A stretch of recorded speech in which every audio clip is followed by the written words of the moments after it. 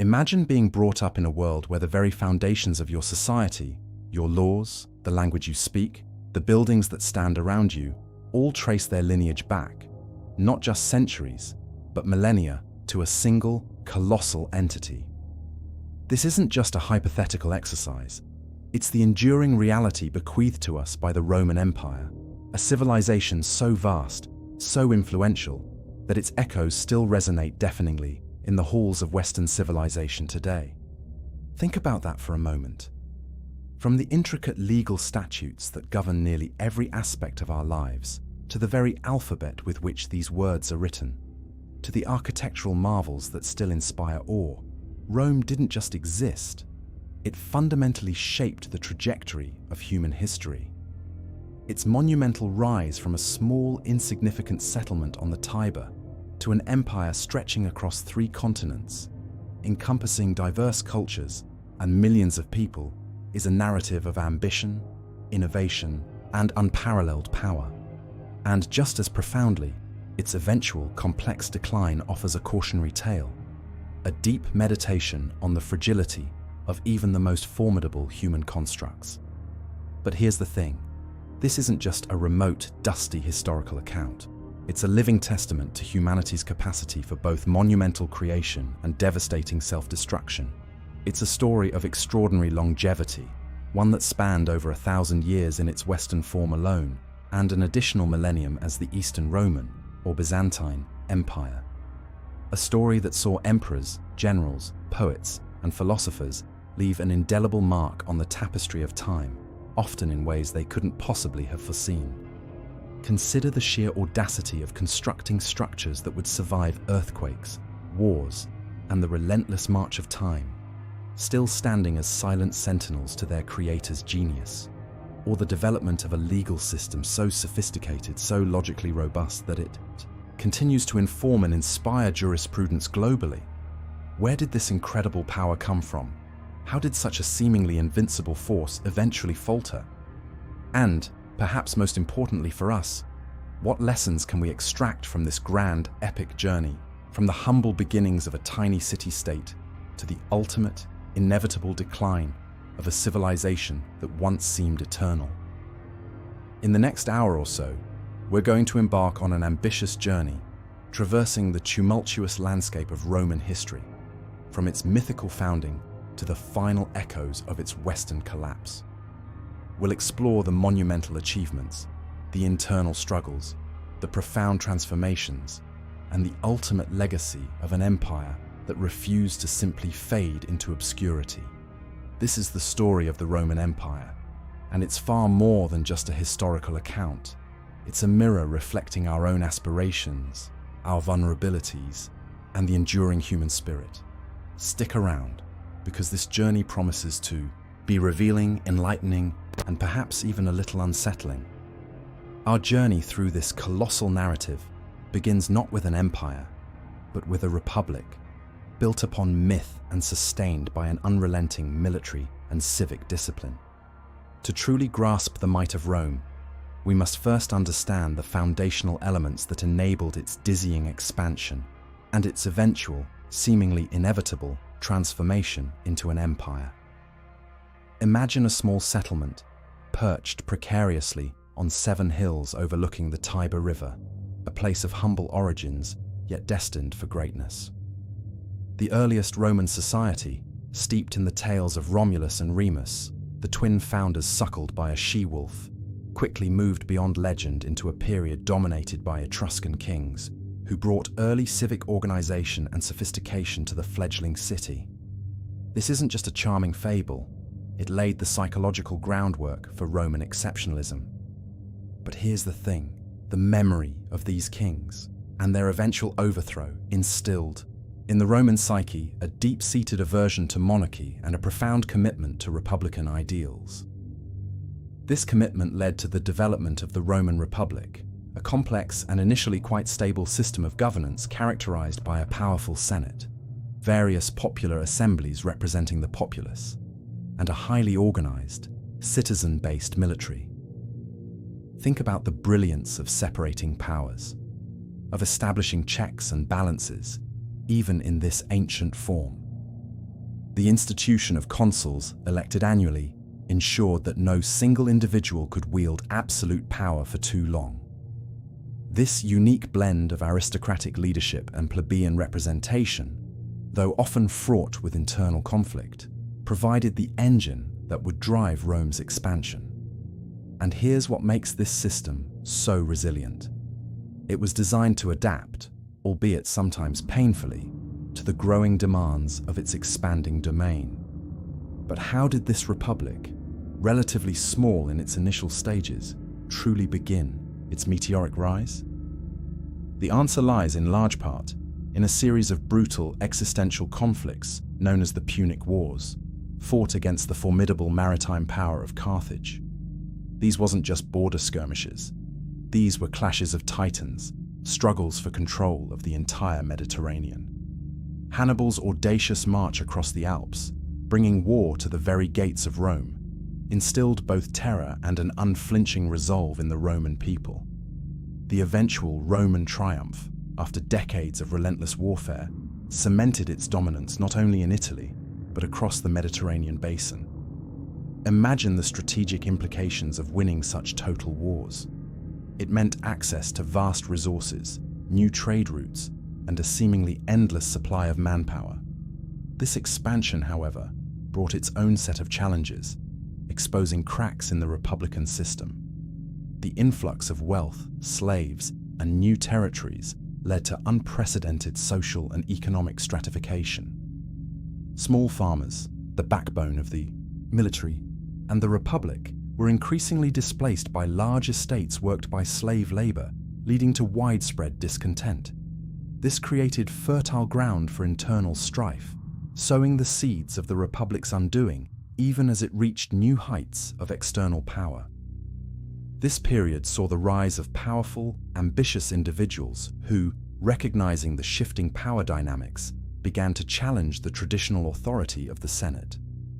Let's talk about figures like Marius, who revolutionized the Roman army by professionalizing it and opening its ranks to landless citizens, inadvertently creating legions loyal to their general rather than the state.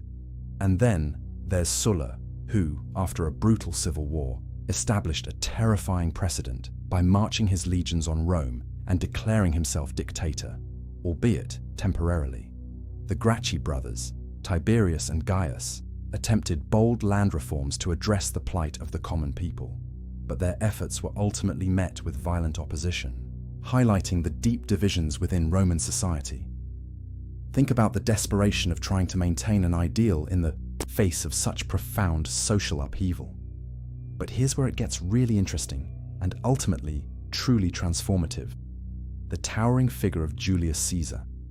His conquests in Gaul, recounted in his own vivid prose, not only brought vast new territories and immense wealth into the Roman sphere, but also forged an army utterly devoted to him. His reforms, aimed at addressing the systemic issues plaguing Rome, were radical and far-reaching, from granting citizenship to provincials to reorganizing the calendar.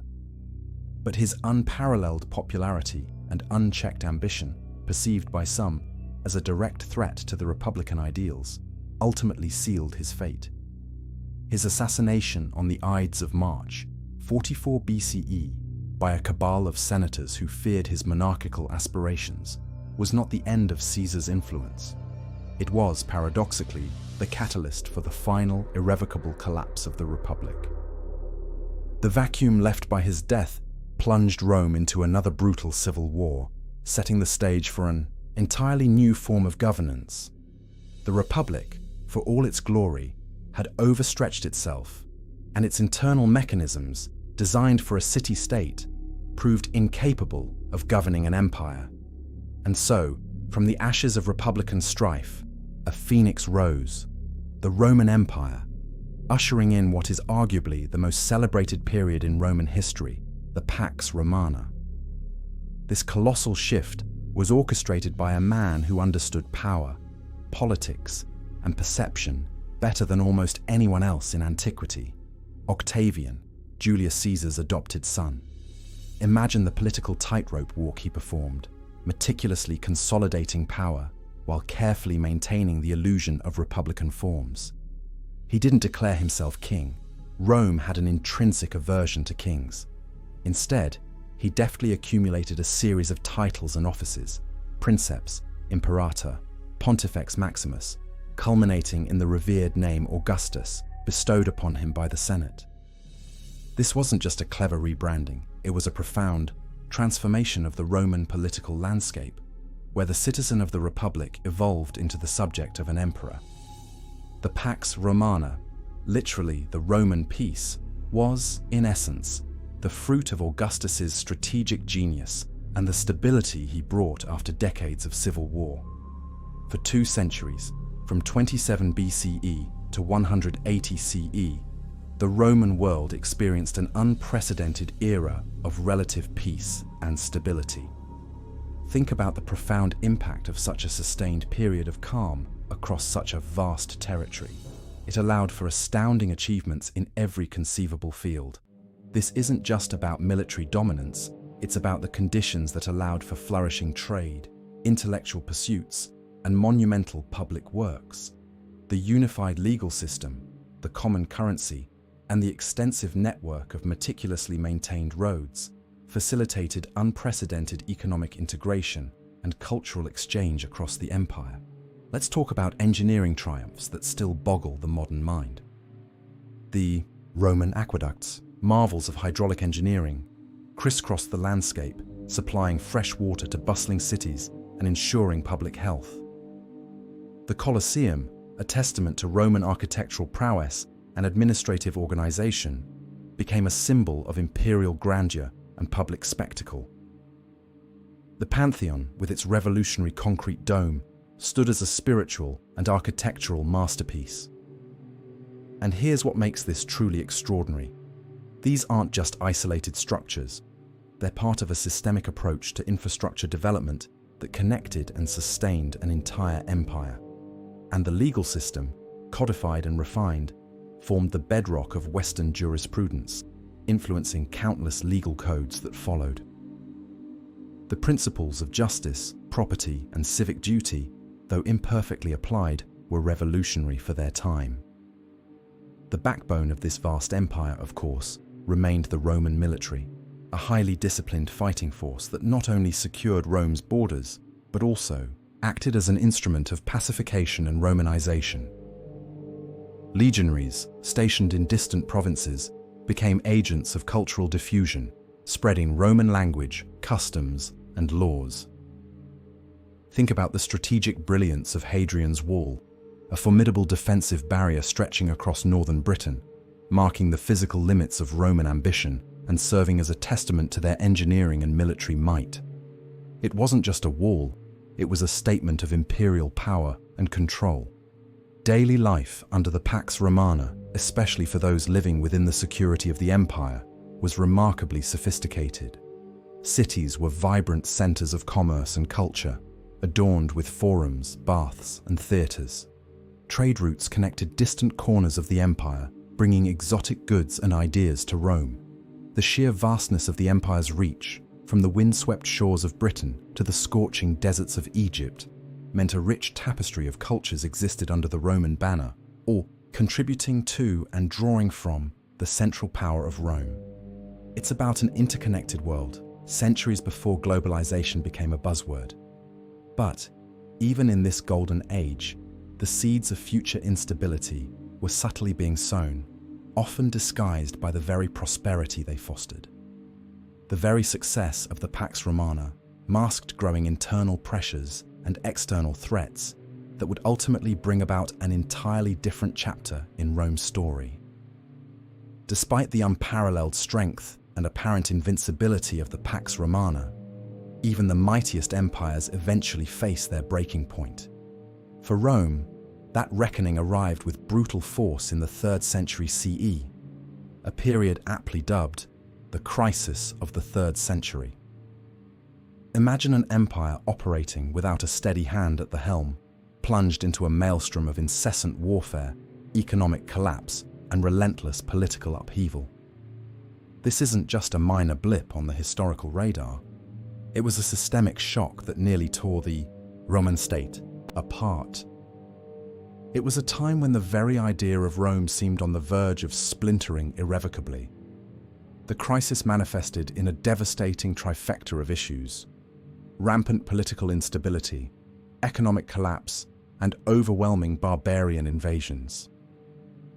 Let's talk about the political instability first.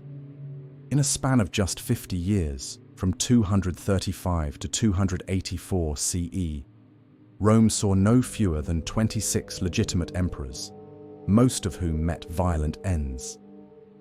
These were the so-called barracks emperors, military commanders elevated to power by their legions, only to be swiftly deposed, often murdered, by rival factions or disgruntled soldiers. Think about the psychological toll this constant state of regicide and civil war took on the empire's institutions and its people. There was no stable transfer of power, no enduring policy, just a desperate scramble for control. Concurrent with this political chaos was a precipitous economic decline. The constant warfare drained the imperial coffers, leading to rampant inflation as emperors debased the currency to pay their troops. Trade routes were disrupted by banditry and invasion, and agricultural production suffered as farmers were conscripted or fled their lands. The once thriving urban centers began to shrink as populations gravitated towards more secure, self-sufficient estates. What does this mean for a grand, interconnected empire? It means a dismantling of the very economic engines that fueled its prosperity. Resources were depleted, and the once robust Roman infrastructure began to crumble from neglect and lack of funding. And then there were the barbarian invasions, relentless and increasingly sophisticated. Tribes like the Goths, Alemanni, and Franks, sensing Roman weakness, frequently breached the empire's frontiers, raiding deep into Roman territory. The military garrisons, often undermanned and perpetually engaged in internal power struggles, struggled to contain these incursions. Imagine the terror of Roman citizens living in frontier provinces, constantly under threat, their security dissolving before their eyes. This pressure from external forces exacerbated the internal chaos, creating a vicious cycle of decline. But here's where it gets really interesting. Out of this deep crisis emerged a figure determined to stem the tide of collapse: Diocletian. His reforms were nothing short of revolutionary, a desperate but ultimately successful attempt to stabilize Rome by fundamentally rethinking its structure. He recognized the empire's vastness made it ungovernable by a single individual from a single capital. His solution was the tetrarchy, a system of shared rule with 4 emperors, 2 Augusti and 2 Caesars. This wasn't just administrative tinkering, it was a radical decentralization of power, designed to ensure smoother succession and more efficient defense of the sprawling frontiers. Think about the audacity of such a political restructuring. He also implemented sweeping administrative and military reforms, separating civil and military authority, reorganizing provinces, and fixing prices to combat inflation, though often with mixed results. Following Diocletian, another monumental figure emerged: Constantine the Great. His reign marked another profound transformation for the empire. Recognizing the strategic importance of the East, and perhaps seeking a fresh start untainted by Rome's pagan past, he moved the capital of the empire to Byzantium, refounding it as Constantinople, the new Rome, in 330 CE. This wasn't merely a change of address, it was a symbolic and practical shift of power towards the wealthier, more populous eastern provinces. But we're getting ahead of ourselves. Constantine's other, perhaps even more impactful decision was the legalization of Christianity within the empire. After centuries of persecution, Christianity moved from the shadows to the forefront of Roman society, eventually becoming the official state religion. This transformed the cultural and spiritual landscape of the empire in ways that resonate to this day. This is a profound shift, fundamentally altering the empire's identity. The reforms of Diocletian and Constantine, while temporarily stabilizing the empire, also formalized a growing division between the Latin-speaking West and the Greek-speaking East. Each half had increasingly distinct administrative structures, cultural identities, and even religious practices. The seeds of what would become an entirely separate Eastern Roman Empire, distinct from its Western counterpart, were firmly planted during this period. The crisis may have been weathered, but the Roman Empire that emerged was fundamentally different, irrevocably altered, and destined for a divergent future. With the eastern and western halves of the Roman Empire increasingly diverging, the focus regrettably shifts to the West, which, despite the reforms of Diocletian and Constantine, continued to face a relentless barrage of challenges that ultimately led to its complex and multifaceted collapse. This isn't a story with a single dramatic cause, like a sudden earthquake or an invading army conquering the capital at a stroke. Instead, it's a narrative of cumulative decline, a slow unraveling driven by a confluence of internal weaknesses and external pressures. The idea of a singular fall is too simplistic. It was a process, often painful and protracted, that reshaped Western Europe for centuries. One of the most potent factors was the relentless series of barbarian incursions and migrations. Think about the geopolitical landscape of the time. Vast migrations of Germanic tribes like the Goths, Vandals, and Burgundians, often pushed by the fearsome Huns from the east, put immense pressure on Rome's already permeable borders. These weren't always outright invasions aimed at conquest in the modern sense. Sometimes they were migrations seeking refuge or new lands, but requiring Roman acquiescence or military force to contain. The sack of Rome by the Visigoths in 410 CE, for the first time in 800 years, sent shockwaves throughout the Roman world, demonstrating that the eternal city was, in fact, vulnerable. This wasn't just a military defeat. It was a psychological blow of immense proportion. And then, the Vandals followed in 455 CE, sacking Rome again, further demonstrating the empire's terminal decline in the West. Economically, the Western Empire was in dire straits. Years of warfare, constant disruptions to trade, and overtaxation had crippled its once vibrant economy. The agricultural heartland of Italy had been devastated, resource depletion was rampant, and the complex infrastructure of roads and aqueducts began to fall into disrepair due to lack of funds and manpower. Imagine what happens when the very economic engine of an empire seizes up. It fundamentally undermines its ability to function. The burden of maintaining a large army on shrinking revenues led to ever-increasing taxes on a diminishing population, driving many into poverty and despair, further exacerbating the cycle of decline. The Roman military, once the undisputed master of the battlefield, also suffered from severe overstretch and a growing reliance on barbarian mercenaries. As manpower dwindled and Roman citizens became less willing to serve, the legions were increasingly filled with auxiliary troops from Germanic tribes, often led by their own chieftains.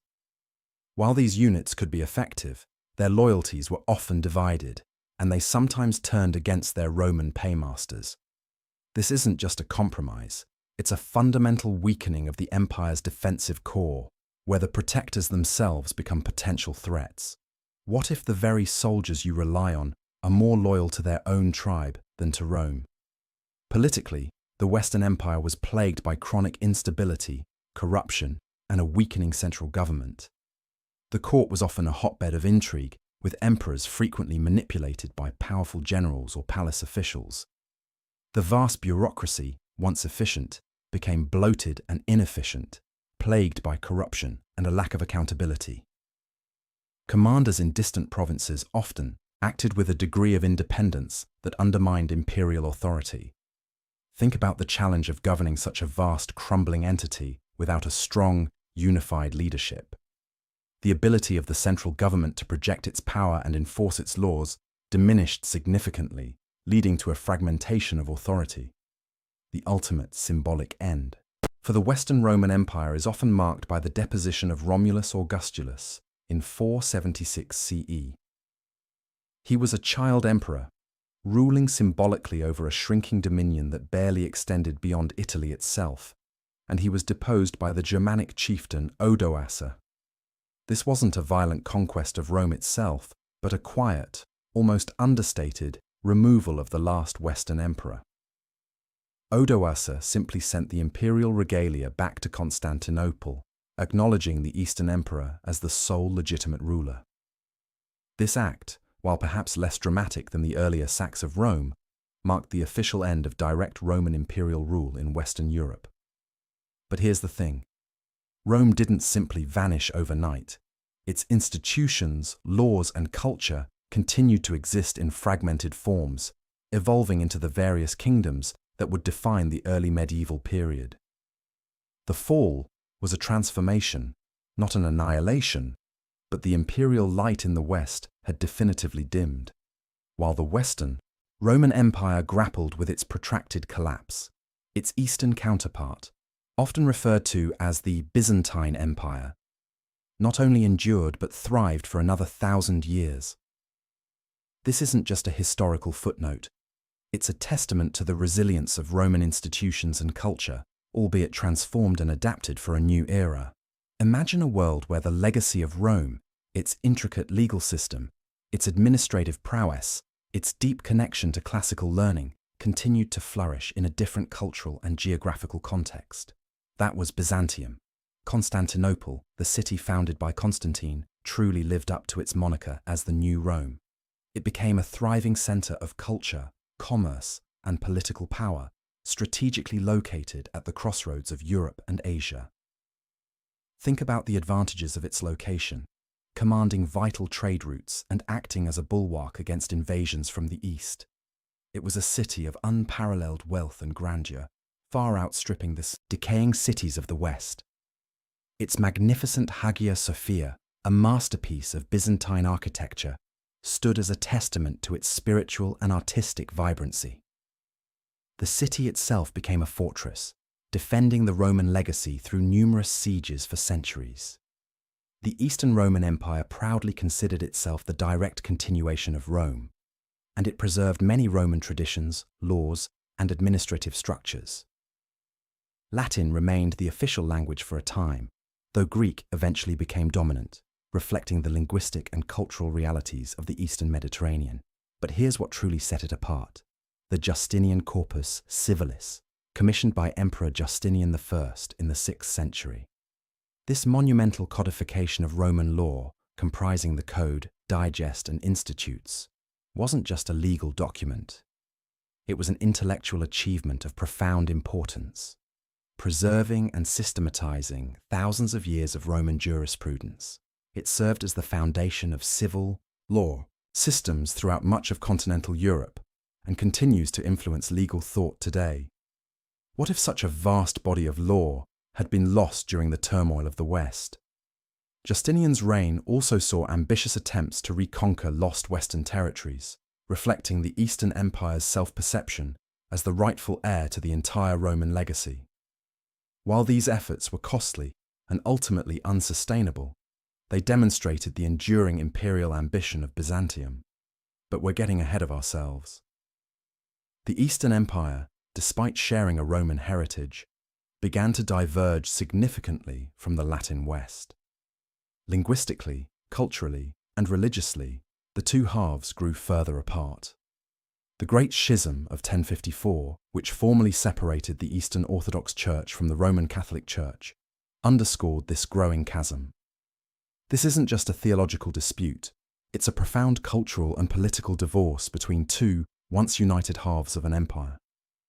The Eastern Roman Empire, this vibrant, complex, and enduring civilization, finally met its end in 1453 with the fall of Constantinople to the Ottoman Turks. This dramatic event marked the end of an imperial tradition that had lasted for over 2 millennia, from the mythical founding of Rome itself. Its demise, nearly 1,000 years after the last Western emperor was deposed, is a powerful reminder that even the most enduring empires eventually succumb to the relentless forces of history. But its legacy, particularly in law, art, and the preservation of classical learning, continued to reverberate throughout the world, providing a vital bridge between antiquity and the Renaissance. And so, we arrive at the culmination of our journey, reflecting on the enduring legacy of the Roman Empire, and how its story continues to resonate in the complex tapestry of our modern world. Think about the sheer scale of the narrative we've just traversed, from humble beginnings, through periods of astonishing innovation and unparalleled power, to the inevitable, multifaceted collapse in the West and the prolonged, vibrant continuation in the East. This isn't just ancient history, it's a profound meditation on the cyclical nature of power, prosperity, and decline. This comprehensive overview of the Roman Empire reveals several key takeaways. It's a story of audacious ambition, exemplified by its vast territorial expansion and monumental architectural feats. It's a testament to human ingenuity in engineering, law, and administrative organization, creating systems so robust they endured for centuries. But it's also a stark reminder of the corrosive effects of internal strife, economic instability, and external pressures, ultimately leading to the fall of its western half. What if the Roman Republic had not been so eager to expand? What if the emperors of the 3rd century had found a more lasting solution? Rome's influence is not a relic. It is living and breathing in our contemporary society. Consider the indelible mark Rome left on law, with concepts like codified statutes, contracts, and property rights forming the bedrock of modern Western legal systems.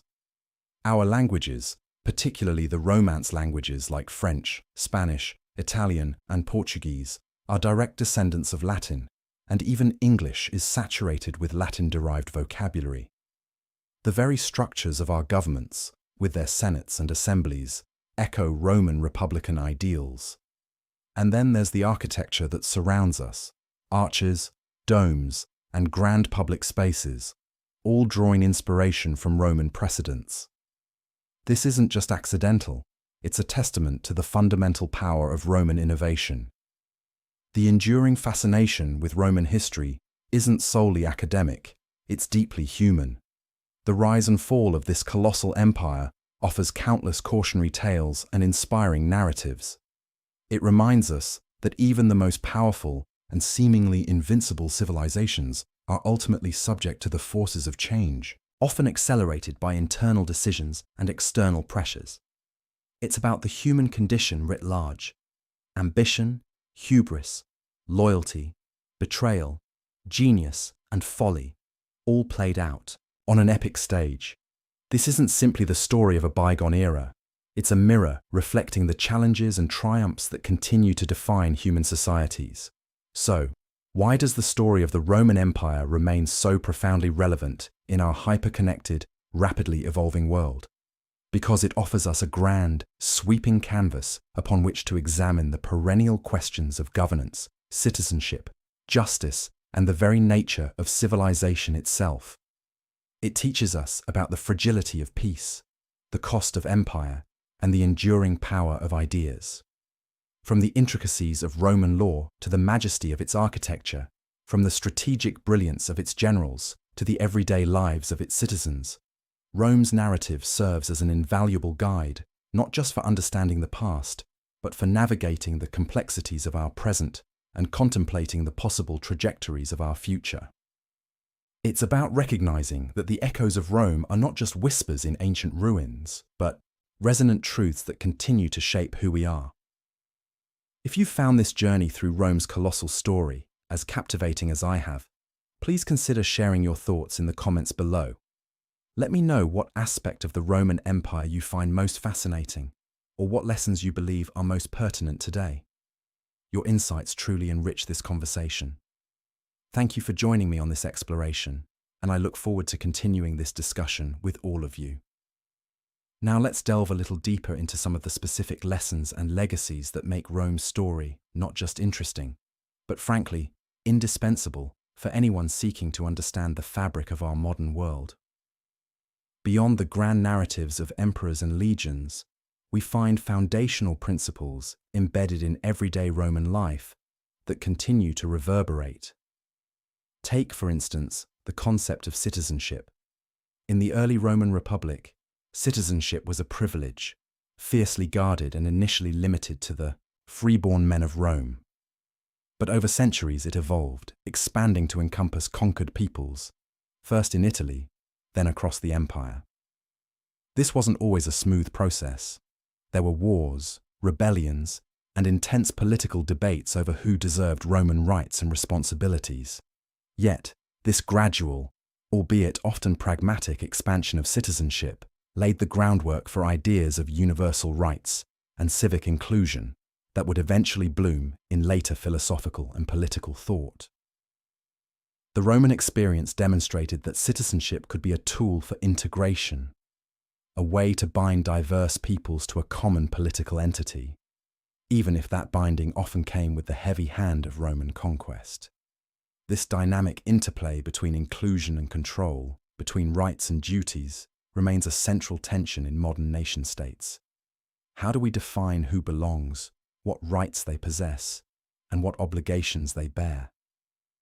Rome grappled with these questions on an unprecedented scale. Then, there's the monumental impact of Roman law.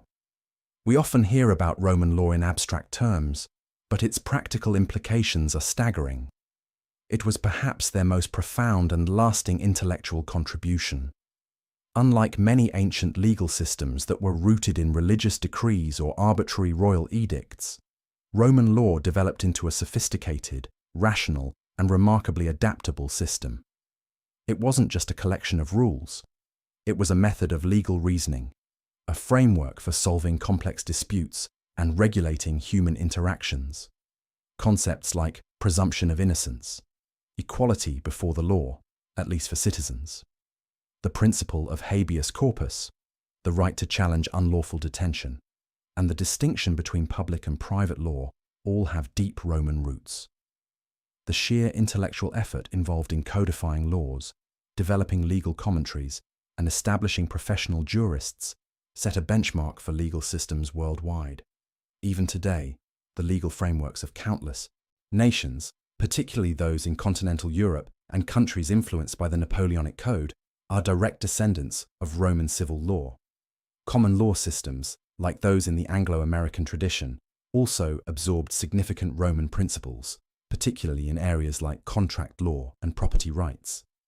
The notion that law should be logical, accessible, and applied consistently rather than being subject to the whims of rulers was a revolutionary Roman idea that still underpins our aspirations for justice. Consider also the Roman approach to engineering and infrastructure.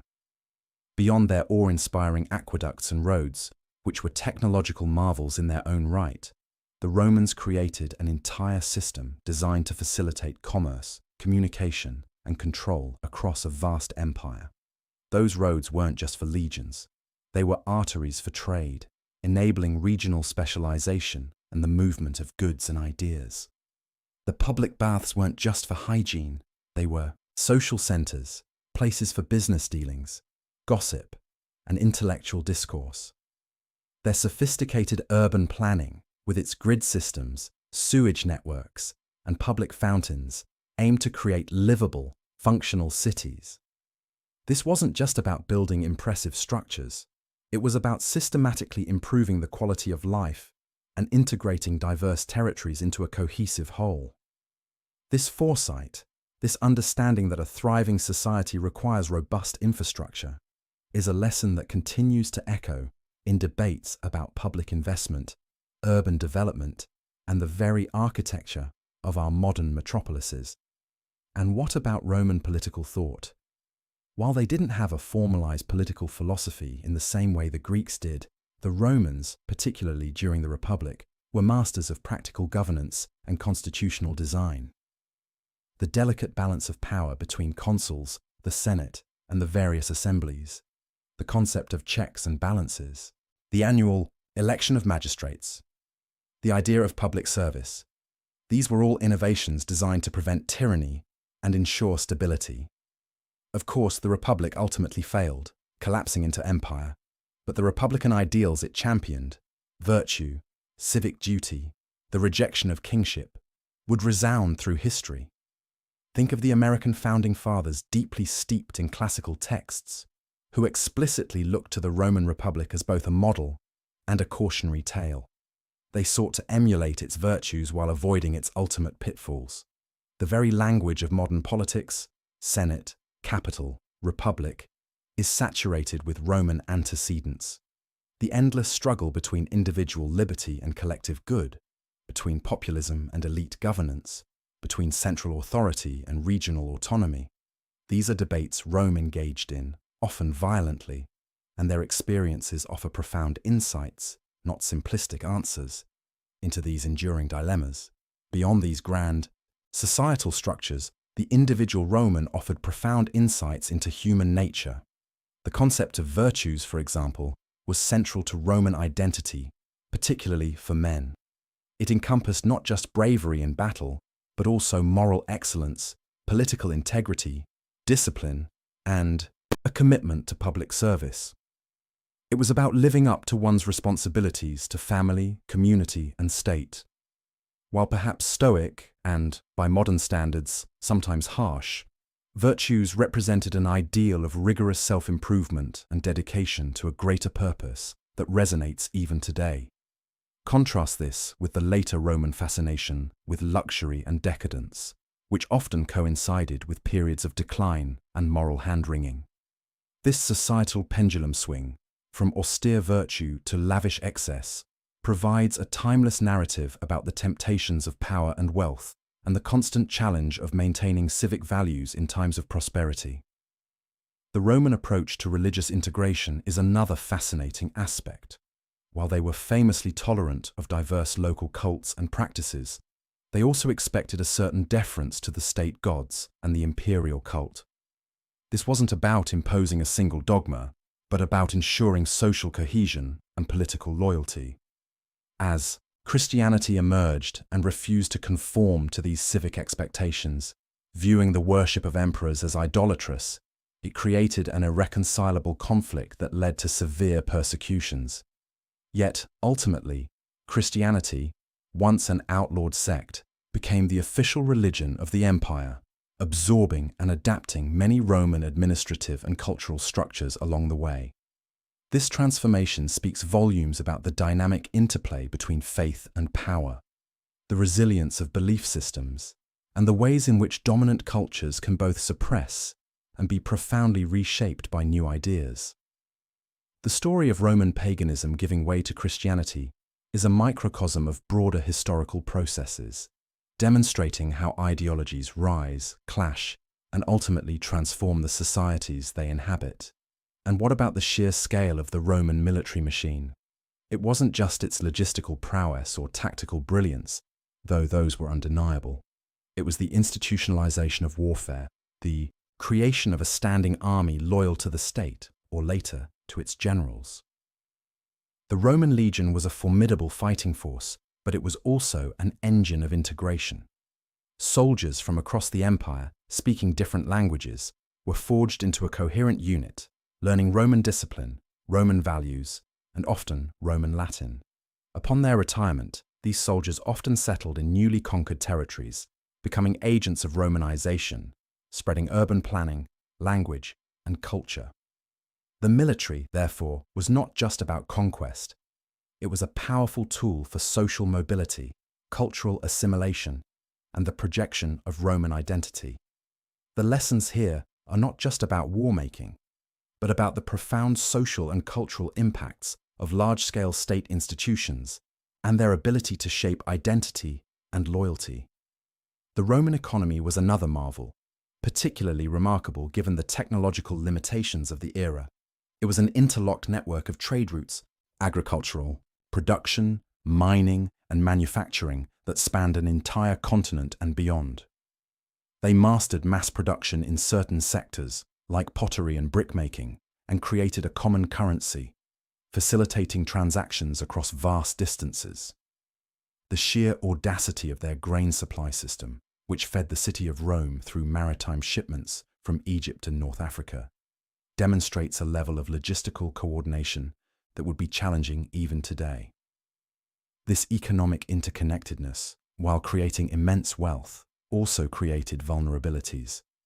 Disruptions to trade, agricultural crises, or the influx of cheap labor, often slaves, had ripple effects across the entire empire, illustrating the inherent risks and complexities of a globalized economy, a lesson that feels particularly relevant in our own interdependent world. Moreover, the Romans left us an unparalleled legacy in the realm of literature and rhetoric. The works of Virgil, Horace, Ovid, Cicero, Seneca, and Tacitus are not merely historical curiosities, they are foundational texts of Western civilization.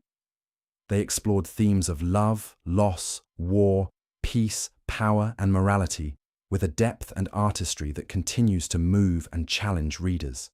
Cicero, in particular, polished the art of persuasive speech and logical argumentation, laying the groundwork for legal and political discourse that endures to this day. The Roman mastery of language, their emphasis on clarity, precision, and persuasive articulation, shaped intellectual traditions for centuries. Reading these authors isn't just about understanding Rome. It's about engaging with some of the most profound human questions, filtered through the lens of a civilization that, for all its differences, shared many of the same aspirations and anxieties we experience today. Even something as seemingly mundane as the Roman calendar has a profound impact. The Julian calendar, implemented by Julius Caesar, with its leap years and fixed months, was a remarkable improvement over previous systems and remained the standard for over 1600 years, providing a crucial element of shared time and organization across diverse cultures. While later refined into the Gregorian calendar, its fundamental structure, including the names of many of our months, is a direct Roman inheritance, a subtle but pervasive reminder of their influence on the very rhythm of our daily lives. Then there's the concept of Pax Romana, the Roman peace. For roughly 2 centuries, after the turmoil of the late Republic and the Augustan settlement, vast swathes of the Mediterranean world experienced unprecedented stability, prosperity, and cultural flourishing under Roman rule. While this peace was often imposed by force and maintained by the threat of military might, it allowed for the free flow of goods, people, and ideas, fostering urbanization, economic growth, and the spread of a common Greco-Roman culture. The Pax Romana highlights a fundamental human yearning for stability and order, even if that order comes at a cost. It forces us to confront difficult questions. Can peace truly be achieved through imperial domination? What are the trade-offs between liberty and stability? And what happens when that imposed order inevitably crumbles, as it did in the 3rd century crisis, plunging the empire into chaos? The lessons from the Pax Romana are not simple endorsements of empire, but rather complex meditations on the nature of peace, power, and prosperity, and their often fragile interconnections. The Roman system of patronage and clientela also offers enduring insights into social structures. This informal, but incredibly powerful network of obligations, favors, and loyalties permeated Roman society from the highest echelons to the humblest citizens. Patrons provided protection, legal aid, and financial support in exchange for political backing, public displays of deference, and various services from their clients. This system, while often critiqued for its potential for corruption and inequality, also provided a form of social security and cohesion, knitting together disparate social strata into a functioning, if often asymmetrical, whole. Understanding client-patron relationships in Rome helps us unpack similar informal power structures in modern societies, from political lobbying to corporate alliances, demonstrating how personal connections and reciprocal favors can often operate alongside, and sometimes even supersede, formal legal and institutional frameworks. Moreover, the Roman willingness to assimilate and adapt foreign ideas and practices was crucial to their longevity. They didn't just conquer, they learned. From the Etruscans, they took engineering techniques, gladiatorial games, and religious rituals. From the Greeks, they absorbed philosophy, art, literature, and architectural styles, often refining and Romanizing them. They incorporated gods from conquered peoples into their pantheon, integrated local elites into their administration, and adopted foreign military tactics. This remarkable cultural eclecticism, this openness to borrowing and integrating, allowed them to constantly renew themselves and incorporate the strengths of others. This flexibility contrasted with periods of insular self-belief, teaches us about the critical importance of adaptability and intellectual humility in the face of a changing world. Societies that remain too rigid, too convinced of their own superiority, risk stagnation and eventual obsolescence. The Roman fascination with spectacle and mass entertainment is another striking parallel. From gladiatorial contests and chariot races to theatrical performances and public games, the Roman elites understood the power of panem circenses, bread and circuses, to entertain, distract, and pacify the urban masses. These events were not just frivolous pastimes, they were integral to the social and political fabric, offering opportunities for emperors to display generosity, for politicians to garner popularity, and for the populace to vent frustrations in a relatively controlled environment. While the brutality of some Roman spectacles is rightly condemned today, the underlying principle of using mass media and entertainment to shape public opinion and maintain social order remains a potent force in our own age of instant digital gratification and 24/7 news cycles. The Roman experience reminds us of the perennial tension between genuine civic engagement and the allure of escapist entertainment. Finally, the fall of the Western Roman Empire is not just a historical event. It's a profound metaphor and an intellectual puzzle that continues to challenge historians and political scientists. Was it due to barbarian invasions, economic decline, political instability, moral decay, environmental collapse, or a combination of all these factors? There's no single, simple answer, and the very complexity of the question makes it so valuable. The various theories about Rome's decline offer frameworks for understanding the vulnerabilities of complex societies, the interconnectedness of different societal forces, and the long-term consequences of political, economic, and social choices. It forces us to consider the fragility of even the mightiest civilizations and to ask critical questions about our own future. Are we making similar mistakes? Are there unseen structural weaknesses in our own systems? The collapse of Rome serves as a sobering reminder that innovation and power do not guarantee perpetual existence. It's a powerful narrative about entropy, about the inexorable forces that can slowly, or sometimes suddenly, erode even the most monumental achievements. In essence, the story of Rome is a mirror held up to enduring human questions. How do societies organize themselves for collective good? What are the limits of power? How do cultures adapt and transform? What defines justice, loyalty, and progress? The Roman answers were complex, often brutal, but always profoundly human. Their triumphs shine brightly. Their failures offer stark warnings. So, when we look at a modern courthouse, a governmental building, or even the layout of a city or the structure of a workday, the echoes of Rome are not just whispers in ancient ruins, but resonant truths that continue to shape who we are. They are embedded in our language, our laws, our political systems, and even our collective unconscious.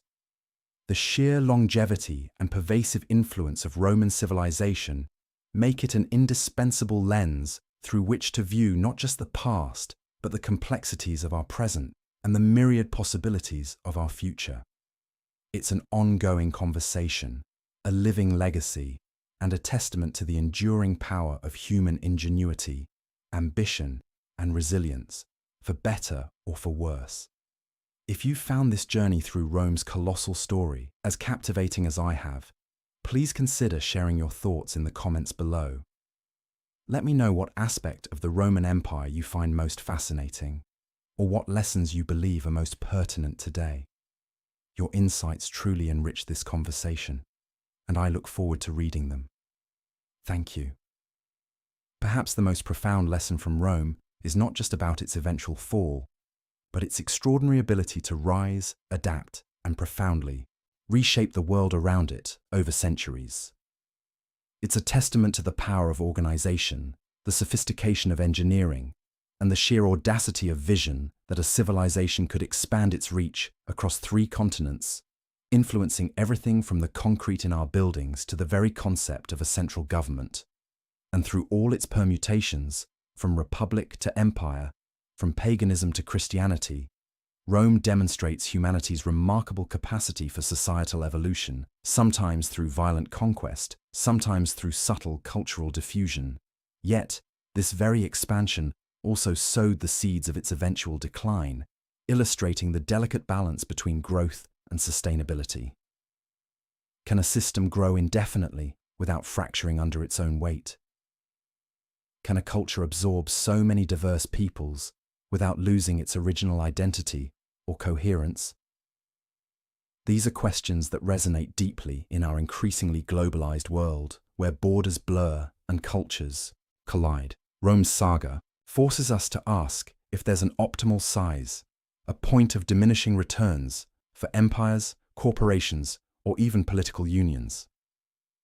The logistical nightmares of governing such a vast territory, the constant economic strain of maintaining legions, and the internal power struggles between rival factions all provide prescient parallels to modern challenges of governance and international relations.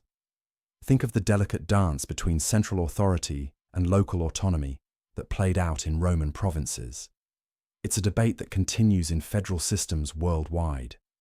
Or consider the impact of unchecked consumerism and reliance on foreign resources contributing to a trade imbalance, echoes of which can be heard in contemporary economic discussions. The Roman fascination with spectacle, with bread and circuses, also prompts us to reflect on the role of mass entertainment in public discourse and its potential to distract from deeper societal issues. Learning from Rome, then, isn't about finding direct one-to-one analogies, but about understanding the timeless patterns of human behavior, collective aspiration, and systemic fragility. It's a journey into the DNA of Western civilization, and indeed, much of global civilization, allowing us to better understand the forces that build, sustain, and ultimately transform societies.